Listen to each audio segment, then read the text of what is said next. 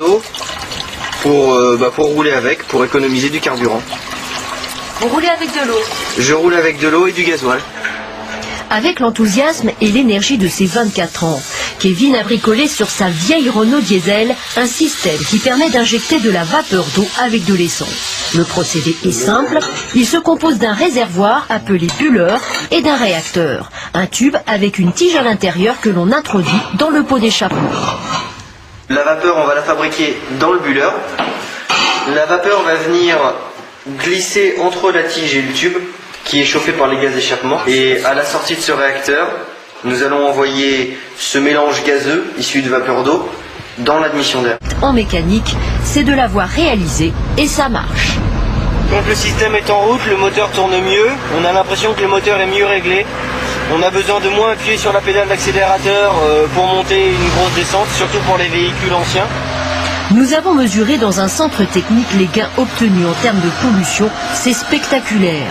Pour les émissions de CO2, on passe de 8,6 à 0,1 avec le système Pantone. Résultat tout aussi satisfaisant pour les oxydes d'azote et les hydrocarbures imbrûlés. Démonstration avec le test d'opacité des fumées à droite, sans transformation du moteur, à gauche avec le procédé Pantone. Quant au gain de consommation en carburant, il est de l'ordre de 20% et ça n'est que du bricolage. On peut alors se demander pourquoi les constructeurs ne s'y intéressent toujours pas.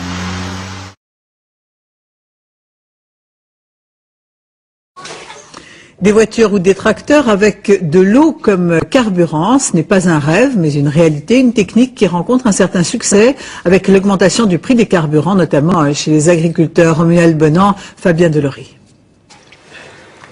De l'eau, tout simplement. Depuis 3 ans, cet agriculteur breton ne commence jamais son travail au champ sans démarrer son tracteur grâce à l'eau de pluie. De l'eau et un curieux système greffé dans le moteur, un réacteur Pantone imbattable pour réduire la consommation de carburant. Le moteur Pantone vous fait faire des économies? Oui, entre 50 et 55% d'économie de gasoil et je consomme un demi-litre d'eau à l'heure. 4,5 litres de gasoil au lieu des 10,5 litres auparavant et des rejets de gaz carbonique divisés par 7. Le secret du système tient dans ce cylindre en inox traversé d'une tige métallique aimantée, un tube dans lequel de l'eau sous forme de vapeur est mélangée au carburant et chauffée grâce au gaz d'échappement. Le mélange va s'électrifier, former des étincelles puis un gaz, le comburant, c'est lui qui va doper le moteur. Une technologie que Jacques Pochon utilise lui aussi, mais cette fois pour son véhicule personnel. Ici, les bulles d'air chargées d'eau qui montent du bulleur, qui vont en bas du réacteur.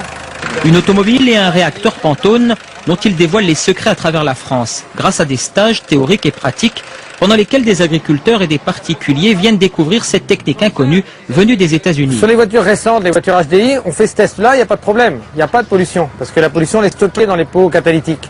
Ici, il n'y a pas de pot catalytique, ce qu'il faut savoir. Donc en fait, nous, on arrive à ne plus créer de pollution. Une machine à doper les moteurs que quelques centaines d'agriculteurs sur la planète ont mise en application au moment où le prix du pétrole explose. Si on consomme moins, si les moteurs durent beaucoup plus longtemps et ils ne polluent pas, ben c'est tout bénéfice pour la nature et pour le portefeuille. Après 20 ans d'anonymat, le Pantone est aujourd'hui la star des salons agricoles et pour les associations écologistes, c'est une nouvelle arme à saisir pour réaliser des économies d'énergie. Dans le futur, il faudrait qu'il y ait des kits pour tous les modèles de voitures, tous les modèles de chaudières, tous les modèles de tracteurs, de camions qui se montent sur les véhicules existants et que ça sorte en série. Coût de l'installation 1 000 €, une technique pour l'instant artisanale qui n'attend que l'attention des industriels.